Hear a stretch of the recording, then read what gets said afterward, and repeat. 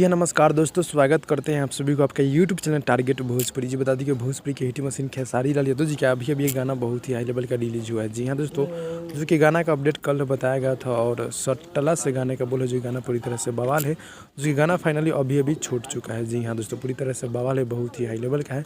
सटला से गाने का बोले जो कि डायरेक्ट वीडियो सॉन्ग छूटा है, जो कि सुजय फिल्म से गाना अभी छूट चुका है, जो कि तनुश्री जी फिट यानी वीडियो फिट में है और खेसारी लाल यादव जी सॉन्ग को गाए हैं और गीत को लिखे हैं पवन पांडे जी। जी हाँ दोस्तों, और म्यूजिक है ए.बी. गुप्ता जी का। जी हाँ दोस्तों, काफ़ी गजब की म्यूजिक देते हैं ए.बी. गुप्ता जी।